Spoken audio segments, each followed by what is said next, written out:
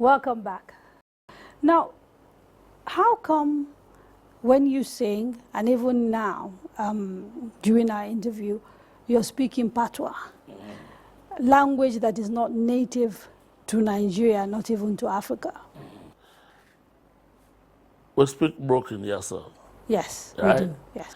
The Jamaicans speak broken. It's broken. Yeah, but it's a different kind of broken. Papua New Guinea, when I go to Papua New Guinea, I some broken when we speak what them speak. Creole, Sierra Leone, I some pidgin English when we speak, them speak.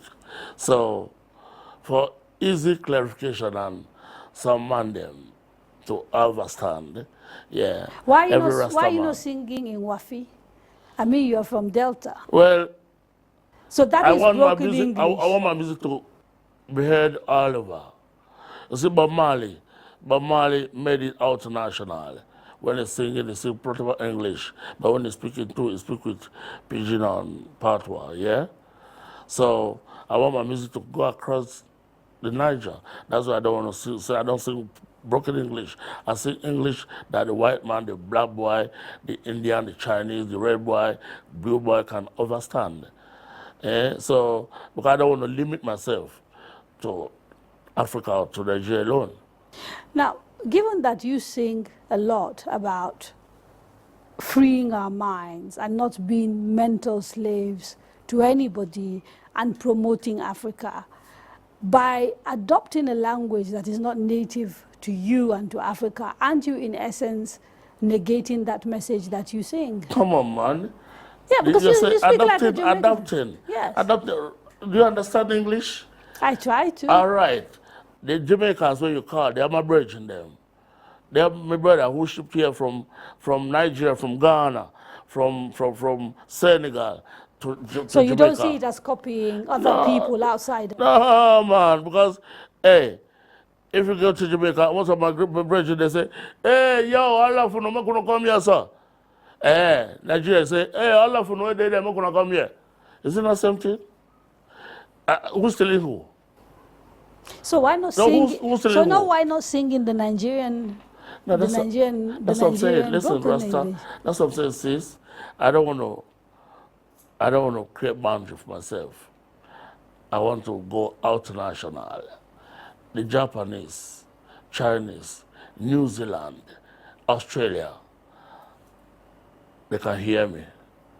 If I limit myself to singing in pidgin English, nobody hear me. But and let me tell you, we've got arts that are singing in pidgin, like P Square, who are international and let me tell you, even the Jamaicans who sing with strictly patois, they don't go nowhere.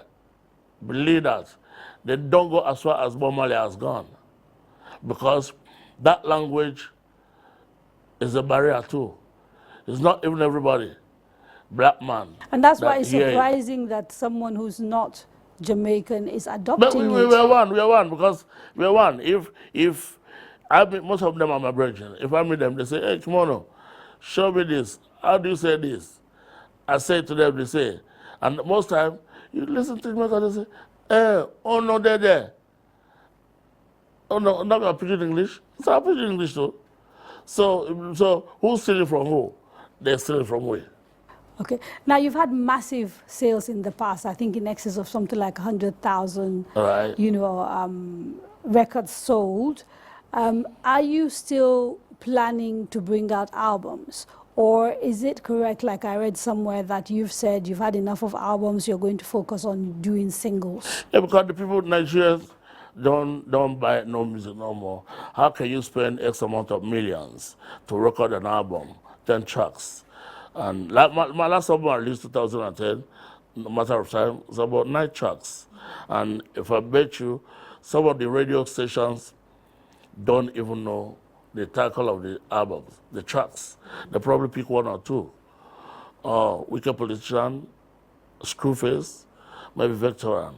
And later they play. They don't even know. So when they hear that, they say, oh, is it part of this album? So now, releasing an album in Nigeria makes no sense because even the masses, they want to buy CD for 150 naira. And people buy beer every day and drink 3 bottles of beer every day and drink. They're buying a music that lasts you for how many months or years they don't want to buy. So I said, yeah, okay. If that's the end thing, when we started, they always say, no single business is album. Nice. But I don't even know if the single is selling. That's the problem too.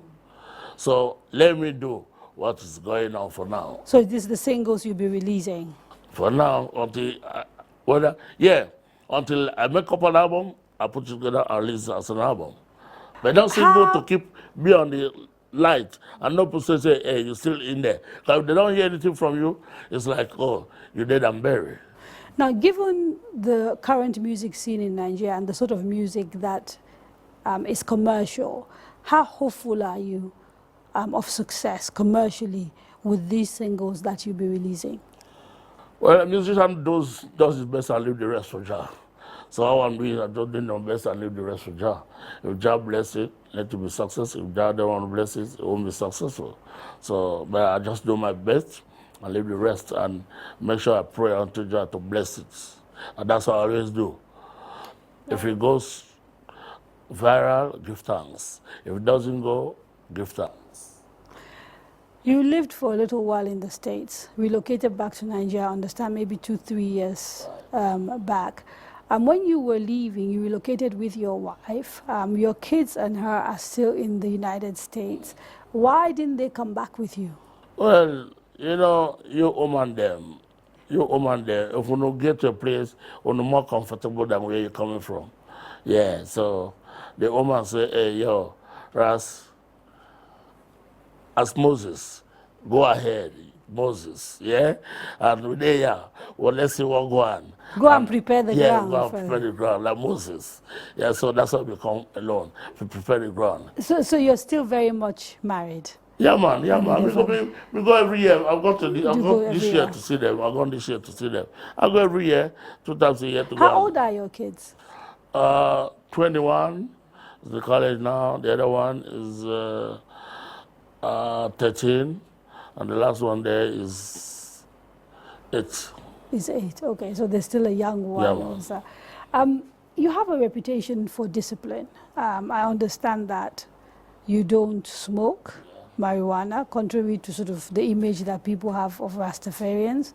You're also a vegetarian, I understand. You haven't eaten meat for 30 years. Yeah, man. So generally, people see you as a very disciplined man. And so there was a lot of surprise when it emerged that you actually have kids outside your matrimonial home. How did that happen, given the sort of discipline you exercise? Well, as a little youth and you play some game, the game comes back and hurt you. When I was a little youth, before I married, I had my first daughter who's singing with me now.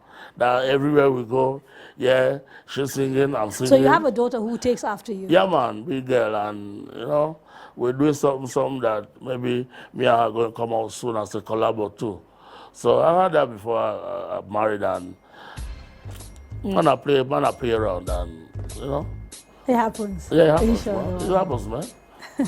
Thank you so much for coming. My pleasure, on the man. program. My pleasure, man. Thank My you. pleasure, man. You've been watching Straight Talk with me, Kadaria Ahmed. My guest was iconic reggae star and social activist, Mr. Ras Kimono. We discussed the place of music in society, the current issues facing the industry, including piracy, and what the future holds for Mr. Kimono. Join me next week when I'll be in conversation with another special guest. Have a good evening.